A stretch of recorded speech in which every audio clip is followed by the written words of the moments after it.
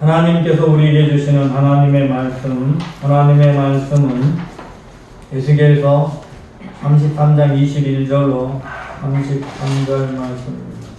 에스겔서 33장 21절로 33절 말씀, 제가 가진 성경으로는 구약 성경 1203쪽입니다.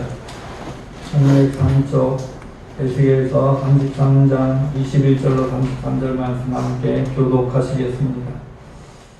우리가 사로잡힌 지 12째 해 10째 달 5째 날에 예루살렘으로부터 도망하여 온 자가 내게 나와 말하기를 그 성이 함락되었다 하였는데, 그 도망한 자가 내게 나오기 전날 저녁에 여호와의 손이 내게 임하여 내 입을 여시더니 다음 아침 그 사람이 내게 나올 때에 내 입이 열리고 내가 다시는 잠잠하지 아니하였노라.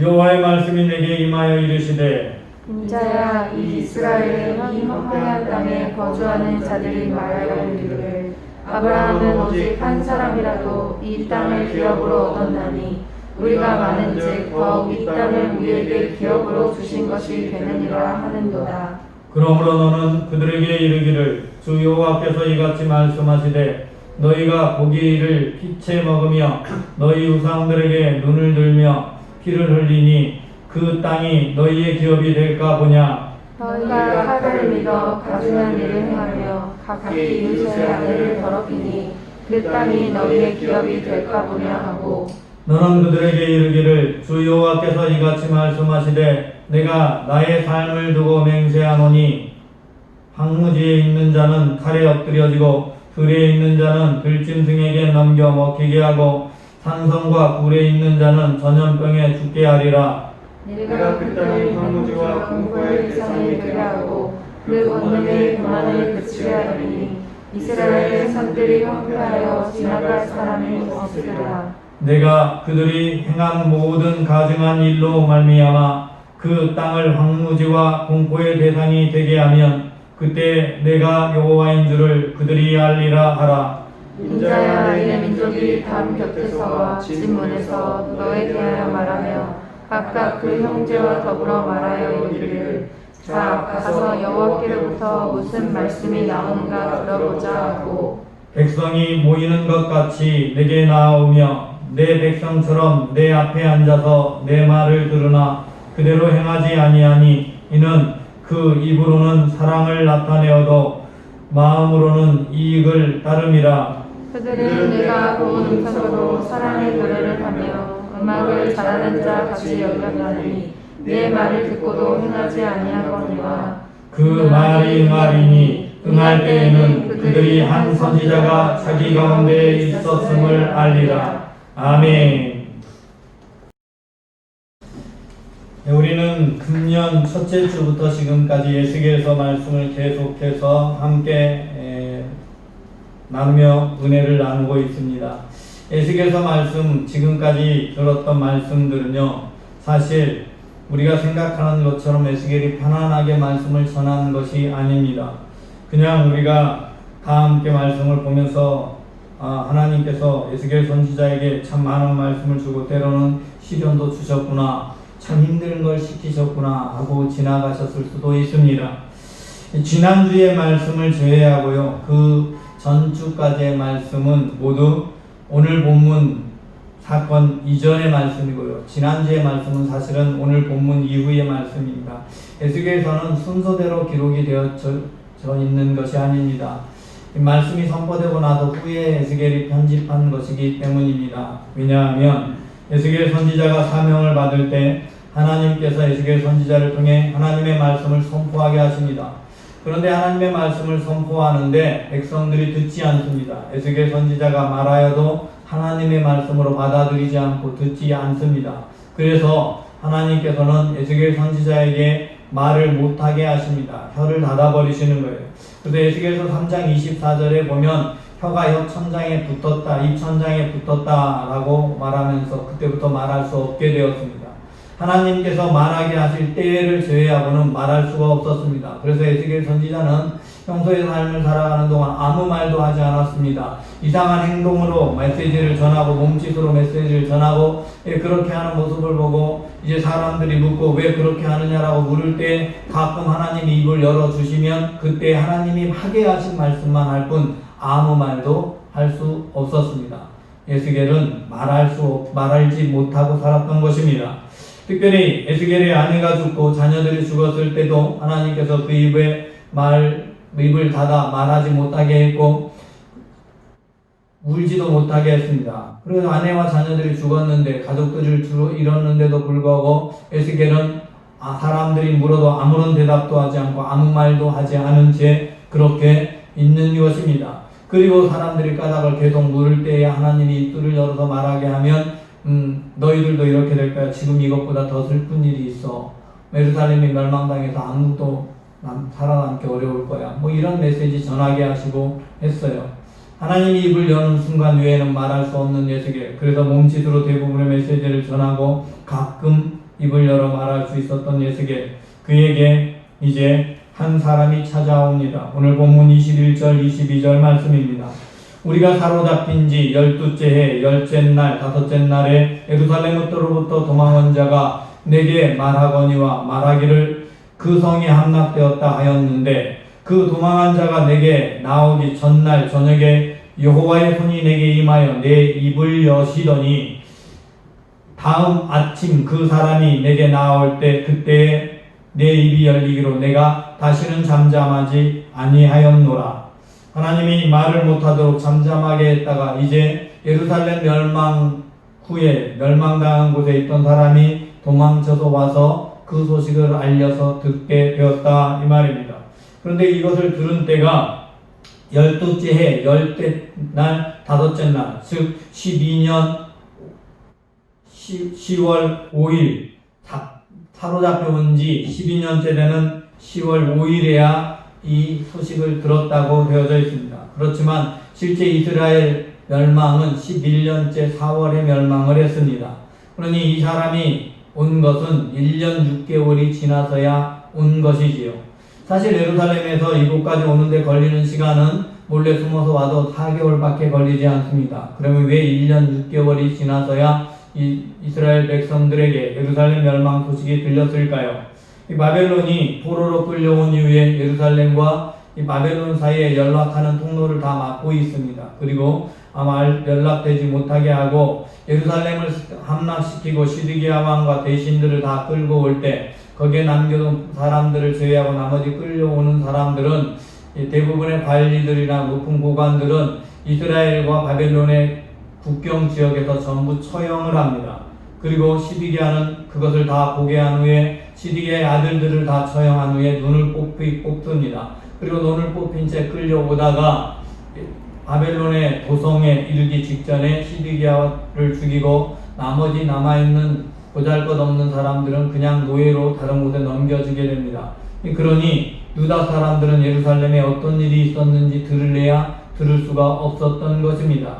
그리고 남아있는 사람들, 이제 그 뒤에도 여전히 남아서 바벨론 총독에 의해서 다스림을 받는 사람들이 있었는데 그렇게 그곳에서 포로로 남아있던 사람 중에 한 사람이 도망쳐서 바벨론으로 오게 된 것입니다. 왜냐하면 일찍이 바벨론에 끌려왔던 사람들은 이 종처럼 살아가긴 하지만 그들의 재능에 따라서 막 보직을 받고 일을 하면서 월급도 받고 생활을 하고 있었기 때문에 그래도 예루살렘보다는 바벨론이 훨씬 살기 좋은 것이 현실이었습니다. 이렇게 살아가고 있는 그쯤에 에스겔 선지자에게 한 사람이 찾아와서 멸망 소식을 전하고 그 전하기 전날 밤에 하나님께서 그 입을 만져주셔서 이제는 에스겔이 원하는 대로 말을 하면서 하나님의 말씀을 선포하게 하십니다. 입을 열면서 처음 말씀이 선포된 그 말씀은 24절 말씀입니다. 인자야, 이스라엘이 이 황폐한 땅에 거주하는 자들이 말하여 이르기를 아브라함은 오직 한 사람이라도 이 땅은 기업으로 얻었나니 우리가 많은즉 더욱 이 땅을 우리에게 기업으로 주신 것이 되느니라 하는도다. 여러분, 이 말씀을 보면 거기에 남아있는 사람들이 이제 소망 품고 살아가나 보다 이렇게 착각할 수 있습니다. 이 메시지는 그런 내용이 아닙니다. 여러분, 바벨론에 포로가 되고 다 끌려나가고 나서 남아있는 이스라엘 백성들은 여전히 남아있는 우리들이 선민이다라고 생각하는 겁니다. 시드기야 왕 때 요야긴 왕 이후에 포로로 끌려가고 남아있는 사람들이 자기들이 선민이라고 생각을 했고 바벨론으로 끌려갔던 사람들은 버림받았다고 생각을 했던 것과 비슷한 상황이 벌어지고 있는 것이죠. 근데 그 정도가 이제는 아닙니다. 여러분, 대부분의 사람들이 포로로 끌려가고 하니까 집파마다 분배된 땅이 있어요. 집파마다 자기 땅들을 가지고 있는데 이 분배된 땅을 차지할 가족들이 이제 없는 거예요. 그의 태반의 땅들이 버려진 땅이 되는데 이제는 이 땅들에 대해서 말하기를 아브라함도 혼자서도 이 가나안 땅을 다 차지하겠다고 하나님이 약속을 받았는데 이 땅 아브라함에게 13장에 보면 창세기 13장에 보면 내 눈을 들어 동서남북을 바라보라고 하고 내게 보이는 땅을 다 내게 주겠다. 하나님이 약속을 주셨는데 우리는 아브라함보다 훨씬 숫자가 많은데 하나님께서 우리를 택하셔서 이것에 남겨두셨는데 우리에게 이 땅을 다 주시지 않겠느냐라고 그렇게 말하고 있는 것입니다. 이 말은 즉 예루살렘에 남아있는 사람들이 이제 자기들이 남아있는 자리에서 자기의 형편과 자기의 처지에서 합당하게 하나님의 말씀을 해석하는 거예요. 자기에게 유리하게. 이 땅은 이제 우리 거야. 어차피 저것을 차지할 지파들은 다 사라졌으니까 하나님이 우리에게 주신 것이야 라고 말하고 그 땅을 차지하려고 하는 그런 그들의 모습을 말씀하고 있습니다. 여러분, 사람은요 누구나 하나님의 말씀을 받을 때 기대라는 걸 하죠.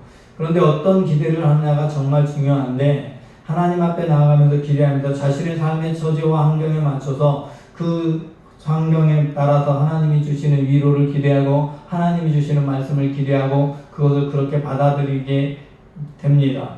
여러분, 여기에 문제가 있습니다. 내가 원하는 말씀을 듣고 원하는 말씀만 받게 된다 이 말이죠. 여러분, 하나님께서요 이 말씀을 하기 전에 에레미야 선지자를 통해서 예루살렘에 남아있는 사람에게 끊임없이 말씀을 주셨어요.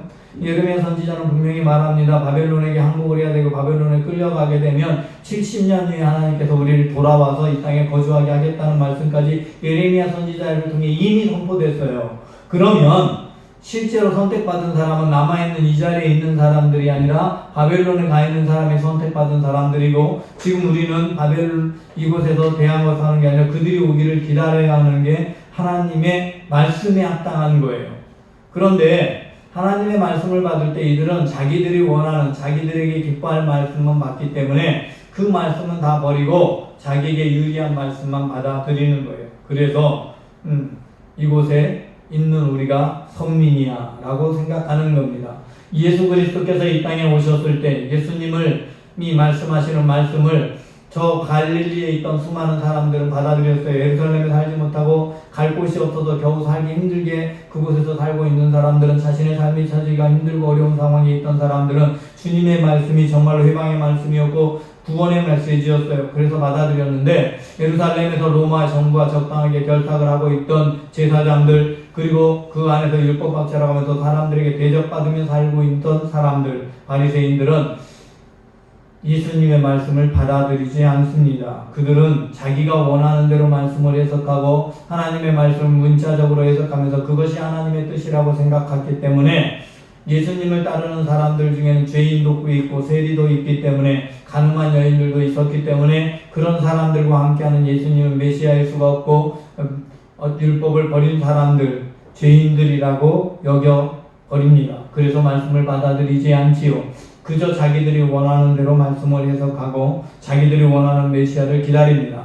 그때부터 시작해서 유대인들은 지금도 여전히 이스라엘 땅에서 자기들이 원하는 메시아를 기다리고 있습니다. 이미 오셨어도 하나님의 말씀을 받지 않기 때문에 그들은 깨달을 수 없습니다. 여전히 자기들만 선민이라고 생각합니다. 여러분, 또한 그래서 그들에게 하나님이 심판의 메시지를 줍니다. 심판의 말씀 주어지는데 그들에게 먼저 하나님 말씀하시길 25절 그러므로 너는 그들에게 이르기를 주 여호와께서 이같이 말씀하시되 너희가 고기를 피채 먹으며 너희 우상들에게 눈을 들며 피를 흘리니 그 땅이 너희의 기업이 될까 보냐 라고 말씀하고 있습니다. 너희들이 하나님의 말씀대로 살지 않고 하나님의 말씀을 너희 뜻대로 편의대로만 받아들이면서 그렇게 말씀대로 살지 않으면서 그것이 너희 것이 될 것을 기대하느냐, 이런 말입니다.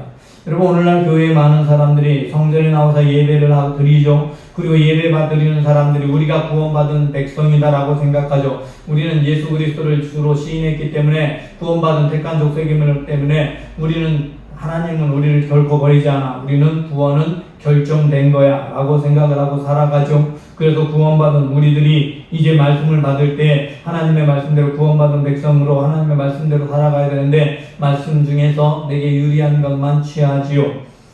그래서 장사하는 사람들은 장사하는 사람들대로 이상한 말씀 하나 붙여놓습니다. 여러분, 개업하는 집에 옛날에 가장 많이 주는 말씀이 무엇이었죠? 개업하는 집에 되면 이 말씀을 선물로 액자로 되어 있는 말씀을 줍니다. 내 시작은 미약하였으나 내 나중은 창대하리라. 여러분, 내 시작은 미약하였으나 내 나중은 창대하리라 하는 그 말씀은요, 사실은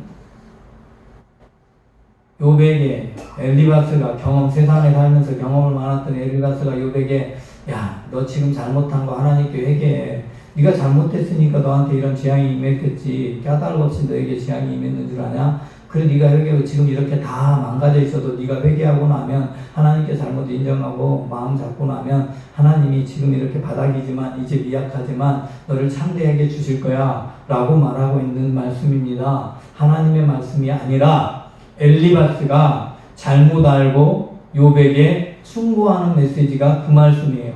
그런데 왜 그 말씀을 전부 하나님의 말씀으로 받아서 간판을 거느냐? 내가 원하는 말씀이니까.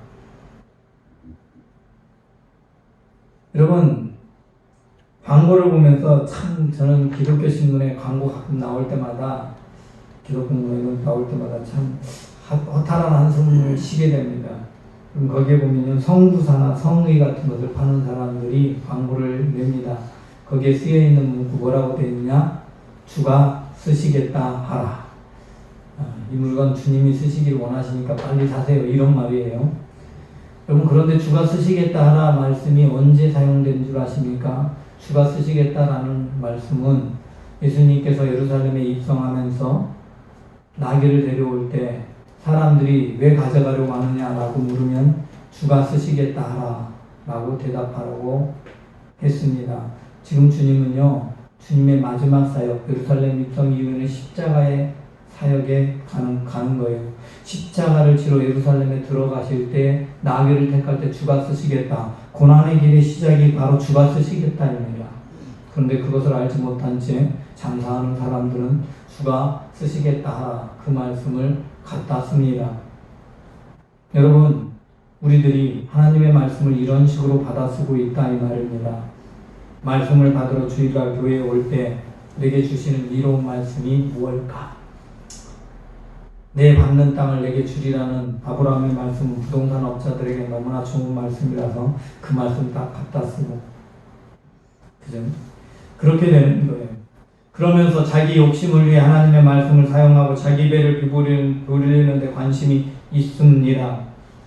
여러분, 오늘 본문 말씀 25절은 너희가 고기를 피채 먹으며 라고 말합니다. 어떤 게 피채 먹는 걸까요? 여러분, 내 욕망대로 먹어버리는 게 피채 먹는 거예요. 왜 피채 먹느냐? 하나님께 제사 드리고 피를 쏟고 기다리는 시간 못 갖는 거예요. 여러분, 사울이 전쟁을 할 때 이제 사울이 전쟁을 할 때 모든 사람에게 금식하고 전쟁을 하게 합니다. 무슨 군인들이 어떻게 밥을 굶고 싸웁니까? 그런데 요나단이 싸우다 보니까 배가 고프고 힘들어요. 그래서 사자 몸에서 나온 꿀이 있어서 그 꿀을 찍어 먹었더니 눈이 맑아져 정신이 맑아져서 싸움 힘을 얻어 더 잘 싸워. 내가 이렇게 조금 꿀만 맛봤는데 이렇게 물었는데 금식하는 게 맞겠느냐 라고 하니까 너무나 그동안 배고팠던 백성들이, 군인들이 전쟁을 하다가 고기를 피채 먹어버려요. 왜? 못 기다리고 탐욕스럽게 먹으면 피채 먹는 거예요. 여러분, 이 피채 먹는다는 말은 곧 우리들의 삶 속에서 내 탐욕을 위해서 내가 원하는 필요한 것 이상으로 취하는 것들이 다 피채 먹는 거예요. 여러분, 식당에 가서 음식을 먹을 때 내 분량만 있으면 되는데 그렇게 항상 거하게 차려지는 식당이 화려하고 멋있고 좋죠. 그리고 그 모든 쓰레기 버려집니다. 우리가 먹고 버리는 음식만으로도 북한 사람들은 먹고 남아요. 그죠? 우리는 먹고 남는데 남아서 버리는데 북한에서는 굶고 있습니다. 여러분, 솔로몬 왕이 타락한 모습이 언제부터 시작되는 줄 아십니까?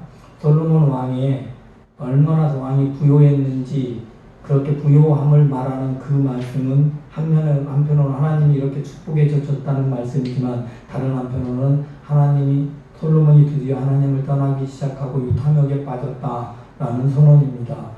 하나님께서는 은금을 많이 두지 말라고 했는데 은과 금이 돌처럼 흔해졌다. 말을 많이 두지 말라고 했는데 말을 두는 군사를 훈련하는, 또 말을 훈련하는 조련하는 장소들을 만들어서 말을 4만 마리나 두었다. 아내를 많이 두지 말았는데 왕궁과 비빈이 넘쳐났다. 여러분, 그리고 솔로몬이 하루에 먹는 식량이 나옵니다. 엄청난 양의 양과 소 이런 걸 먹었다. 솔로몬과 자기 가족들이 포식하고 남아서 버리게끔 먹었다. 여러분, 그때 백성들은 너무 힘들다고 르호보암 시대 때 보면 알 수 있습니다. 우리 너무 힘들다라고 이야기합니다. 탐욕 때문에 다른 한 곳에는 고통을 당하는 겁니다. 내가 가져야 될 것 이상을 내가 가지고 취하게 되니까 그것 때문에 없어서 굶어 죽는 사람이 생깁니다.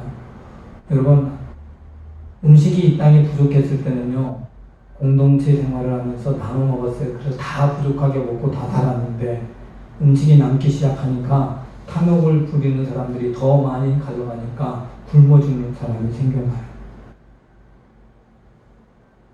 여러분, 이게 피 흘리는 겁니다. 여러분, 물질이 우상이 돼서 저마다 자기가 물질을 갖기 위해서 물질의 탐욕을 가지고 물질을 계속 긁어모으다 보니까 물질 때문에 자살하는 사람이 생겨나고 죽는 사람들이 생겨나고 있는 것입니다. 오늘 본문 25절, 너희 우상들에게 눈을 들려 듣느며 피를 흘리니 라는 말은 하나님보다 더 사랑해서 내가 이 세상에 취하고 있는 그것을 바라보고 있는 그것이 우상이 되는 거죠. 권력이 우상이 돼서 권력을 지키기 위해서 다른 사람들을 죽입니다. 그래서 피를 흘리는 거예요. 우상을 바라보며 피를 흘리고 누군가를 죽이는 거예요. 하나님께 드리는 것은 재물을 드리지만 우상을 바라보면 다른 사람의 피를 흘려 그것이 재물되게 만드는 거예요. 여러분, 우리는 그 사실을 알아야 됩니다. 이 땅을 살아가는 동안 하나님의 말씀을 하나님의 말씀으로 받아들이지 않고 내게 이로운 것만 취하는 순간부터 우리는 그 타락의 길을 가기 시작한다는 사실을 잊지 마십시오. 계속해서 30절 말씀 이하의 말씀을 봅니다. 29절까지의 말씀은요, 그래서 멸망당한다는 이야기예요. 예루살렘에 있는 사람들의 이야기예요. 그러면 바벨론에 있는 사람들은 선민이니까 하나님이 택해서 나중에 70년이 되면 돌아갈 사람들이니까 달랐을까? 바벨론 사람들에 대해서, 있는 이스라엘 사람들에 대해서 하나님 말씀을 줍니다. 30절 말씀입니다. 여러분, 30절과 31절 말씀 함께 읽어봅니다. 시작. 인자야, 내 민족이 단 곁에서와 진문에서와 너에 대해서 말하며 각각 그의 형제와 더불어 말하여 이르기를, 자, 가서 여호와께로부터 무슨 말씀이 나오는가 들어보자 하고 백성이 모이는 것 같이 내게 나아오며 내 백성처럼 내 앞에 앉아서 내 말을 들으나 그대로 행하지 아니하니 이는 그 입으로는 사랑을 나타내어도 마음으로는 이익을 따릅니다. 아멘. 여러분, 백성들이 하나님 말씀 들으러만 모인대요. 실제로 하나님의 말씀을 듣기 위해 에스겔 선지자에게 찾아오고 무슨 일이 있을 때 물어보고 왔다라고 성경 기록되어 있잖아요. 그러니까 말씀 들으러 왔어요. 그곳에 있는 사람들이 말씀을 들으러 왔는데 왜 말씀을 들으러 왔느냐? 하나님께서 무슨 말씀을 듣는지 그 말씀대로 살아가야지가 아니라 내가 이런 일이 일어났는데 하나님이 뭐라고 말씀하실까? 하나님의 뜻이 무엇일까라고 그냥 자기 궁금증 해소하러 오는 거예요. 여러분, 그렇게 말씀을 들어요. 자기 이익대로 정말 한 주님 안에서 서로 사랑합니다 라고 말하지만 사랑의 공동체로 모여서 교회 안에서도 자기 이익을 추구하는 거예요. 그래서 교회에는요, 여러분, 연예인이 많이 모인 교회는 누가 많이 가요? 연예인들이, 새로운 연예인들이 또 가요. 왜요? 연예인들 선배들한테 잘 보여야 돼. 그래서 가는 거예요. 여러분, 교회가 커지면요, 금방 갑자기 어느 숫자가 되기 시작하면 갑자기 성장하는 순간이 있습니다. 갑자기 한 200명, 100명, 200명의 교인이 확 늘어나는 어떤 순간이 있어요. 그 동네에서 우리 교회 교인이 제일 많아지는 순간 갑자기 100명, 200명이 늘어납니다. 이때 어떤 사람들이 들어올까요? 장사하는 사람들이 들어옵니다. 장사하는 사람들은요, 그 동네에 제일 큰 교회를 주로 다닙니다. 왜 그래요? 내게 이익이 되니까. 주님의 사랑으로 교회에 나왔다고 고백하지만 이익을 위해 나오고 있는 거죠. 그럼 그렇게 나와요. 바벨론 사람들은요, 그래도 살만하 했어요. 그래서 말씀도 들으러 나간다고 하는데 이익되는 말씀 들으러 나가는 거예요. 유익한 말씀 들으러 나가는 거예요. 이제 더 지나면 어떻게 되냐? 32절 말씀. 그들은 내가 고운 음성으로 사랑의 노래를 하며 음악을 잘하는 자같이 여겼나니 내 말을 듣고도 행하지 아니하거니와. 이게 무슨 얘기인가 하면, 여러분 옛날에 왕이나 궁중에서 이렇게 관리들이 얘기할 때도 있을 때도 광대들이 와서 말하고 노래하죠. 또는 저작거리에 가면 사람들이 모이는 자리에 광대들이 말하고 뭐 하면서 공연해. 말 잘하는 사람, 노래 잘하는 사람이 그 일을 하는 거예요. 여러분, 그 말 잘하는 사람, 노래 잘하는 사람들 앞에 수많은 사람들이 모여들어요. 뭐하요? 재밌으니까 들어보려고, 들을만한 어떤 좋은 이야기가 있는가. 여러분, 이 광대들이요 주로 무슨 일에 풍자합니다. 풍자를 해서요, 때로는요 왕이 나라님이 잘못한 걸 비방하기도 하고, 다른 나라가 잘못한 거에 대해서 비난하기도 하고, 어떤 대신이 잘못한 걸 비난하는 걸 하기도 해요. 직접 말하면 죽으니까 직접 말 안 하고 풍자로 재밌게 이야기를 만들어서 듣습니다. 야, 그러면 백성들이 듣고, 야, 그렇게 하면 안 되지, 우리는 정말 잘 살아야겠어, 잘해야 돼, 이런 감동을 받는 게 아니라 재밌어 하고 웃다가 즐겁게 얘기 잘 들었다 하고 돌아갑니다. 하나님의 말씀을 듣는데 사람들이 그러는 거예요. 교회 나오는데요, 교양이 있는 말씀, 좋은 이야기, 멋진 이야기, 그런 거 들으러 오는 거예요. 재밌는 말씀 들으러 와요. 여러분, 오늘날 여러분 목사님 교회 사람들이 많이 모이는 교회들요, 물론 성령의 뜨거운 역사가 일어나서 모이는 교회도 있습니다. 그런데 태반의 교회가 어떤 교회예요? 목사님이 재미있게 말씀 잘 전하는 사람. 텔레비전에 나오는 어떤 목사님 있잖아요. 텔레비전에 나오면 그래도 목사님 재밌어요. 그리고 몰려듭니다. 아니면 목사님이 축복을 많이 해주는 목사님한테 몰려듭니다. 왜? 복 빌어주니까. 축복 많이 해주는 목사님한테 몰려들죠. 하나님의 말씀보다는 내가 듣길 원하는 좋은 말 해주는 목사님이 좋습니다. 그래서 들어가요. 또는 좀 잘 산다는 동네를 가면요, 목사님도 좀 수준이 있어야 돼. 좀 교양 있고 수준 있는 이야기 말씀하는 분들이 필요해요. 그래서 담임 목사님 모실 때도 학력을 따지죠. 박사학위, 유학한 사람 이런 거 따지죠. 대부분의 교회가 담임 목사 모실 때 일반 대학을 나오고 신대원을 졸업한 목사님, 석사학위도 가진 사람 목사님, 이런 식으로 이제 사람들을 청빙하기 시작하죠. 좀 수준 있는 말을 해달라고 요구하고 있는 것이지요. 그래서 목사님들 좀 사는 지역의 형편에 따라 다른데, 목사님 만나봐도 그래요. 얘기하고 말하는 그 매너가 달라요. 매너가. 이 매너라는 것은 그냥 이렇게 정중한 그런 거 말하는 투부터 달라요. 굉장히 공손하고 아주 부드럽고, 저 같은 사람하고는 좀 달라요. 저는 너무 편안하게 말하는데 굉장히 조심스럽게 말하고 그래요.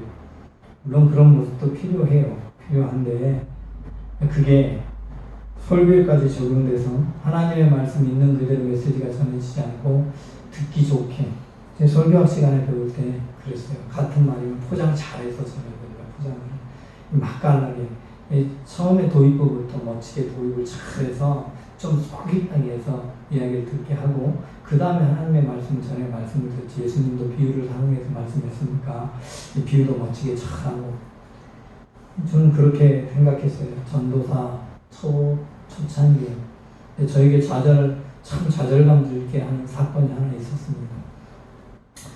한 여학생이 이제 고3일 때 신학교로 입학을 하게 되는 거예요. 입학을 신학교로 들어가니까 성경 시험이 있어요. 성경 시험을 봐야 되는데 부모님이 부탁을 하더라고요. 성경을 좀 한 일주일만 가르쳐 달라고 하시면. 이 아이가 어려서부터 계속 교회 신앙생활을 했고 성경 퀴즈대회도 나가서 상도 받고 했던 아니까 잘 알 거니까 그러죠 라고 일주일 가르치면 될 거라고 생각하면 그렇게 하겠다고요. 그래서 이 아이하고 이야기를 했죠. 하루에 1시간 정도면 되겠다 싶었어요. 그래서 이야기를 했어요. 뭐 그 성경부터 어렵지도 않은데. 근데 이야기를 딱 해보니까 아무것도 몰라요. 그냥 이야기, 재밌는 스토리만 알아요, 스토리만. 그래서 선생님 물어봤어요. 설교를 듣고 그렇게 많이 했는데 왜 기억을 못하니? 라고 물어봤어요. 그랬더니 그래도 기억하는 것들이 있어요. 근데 이 기억하는 것들이 전부 예화야, 예화. 예화는 기억하는데 말씀은 하나도 기억하지 않아. 과자를 사서 먹는데 과자를 딱 사가지고는 포장지만 갖고 과자는 버리는 거야, 내용을 안 먹어버려. 이거 누가 그러는 줄 아십니까? 어린아이들 중에요. 스티커 모이는 아이들이 그래요. 빵 사고 과자 사가지고 스티커만 모으고 버려요, 과자를. 지금 그러고 있는 거예요. 무엇을 받아야 될지 알지 못해. 하나님께서 내게 무엇을 말씀하냐. 여러분, 하나님께 나와 말씀을 들으려 할 때는 하나님의 뜻이 무엇인지를 들으러 오는 거지. 내가 다 정해놓은 다음에 거기에 필요한 말씀이 뭔지를 들으러 오는 게 아닌데, 사는 방법이고 길은 전부 세상에서 교훈을 얻어서 내 뜻대로 다 정하고 내가 무엇을 할 것까지도 내 뜻대로 다 정한 후에 하나님의 말씀을 통해서 확신을 달라고 하는 거예요. 그래가지고 나와서 거기에 꼭 필요한 말씀 딱 붙잡고 하나님 말씀 주셔서 힘을 얻고 가는 거예요. 그리고 실패하면 하나님 어떻게 그럴 수 있어요 하고 원망과 좌절을 하죠. 여러분, 하나님의 말씀은요, 주님 말씀해 주세요. 주님 말씀하시면 내가 따르겠습니다. 그 말씀 들으러 오는 거예요. 그리고 그 말씀을 기준으로 내 삶의 자리에서 기도하면서 하나님께서 무엇을 요구하는지를 하나님께 묻고 정해서 가는 거예요. 그렇게 살아야 되는데, 하나님의 말씀대로 듣고 행해야 되는데 행하시는 것이 아니라 내 뜻대로 하나님의 말씀을 이용하는 거예요.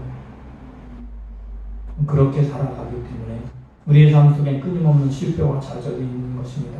여러분, 예루살렘에 있는 사람이나 바벨론에 있는 사람이나 모양만 달랐지 모두가 내게 필요한 말씀만 취하고 있는 거예요. 여러분, 그것뿐만 아니라 오늘날 수많은 사람들이 교회를 나오지만 교회 안에서 여전히 똑같이 내게 필요한 말씀만 취하고 있는 거예요. 그런 이들을 향해서 오늘 하나님께서 말씀하고 계십니다. 마지막 절, 그 말이 응할 때에는 그들이 한 선지자가 자기 가운데 있었음을 알리라. 말씀 전체는 듣지 않고 필요한 말씀을 취했다가 나중에 실패하고 좌절에 빠지고 있다가 나중에 그제서야 생각이 나는 거예요. 아, 그때 목사님이 이렇게 말씀하셨었는데. 그 말씀이 이루어진 다음에야 생각나는 거예요. 망하고 나서, 실패하고 나서, 넘어지고 나서, 고통 가운데서야 비로소 생각이 나서 내가 잘못했구나. 내가 그때 하나님께 이렇게 하는 걸 결단했었는데 안 했지. 나중에 깨달은 거예요. 여러분, 우리는 그런 삶을 반복해서는 안 됩니다. 하나님은 에스겔 선지자에게 입을 닫게 하신 이유는 그렇게 듣지 않으니까. 그래서 마지막에 입을 열자마자 첫 번째 하신 말씀이 무엇인가? 네 뜻대로 말씀 듣는 거 아니야. 하나님의 말씀은 있는 그대로 받아들여야 돼. 하나님의 말씀은 말씀이 내게 이루어지길 원합니다. 사모하는 마음으로 있는 그대로 받아들이고 그 말씀대로 살아갈 때 말씀이 능력이 있는 거예요. 하나님의 말씀은 살았고 운동력이 있어서 사후에 날선 곰보다 예리하여 홍과 영감이 관절과 골소를 찔러 쪼개기까지 우리 마음과 생각을 감찰하신다.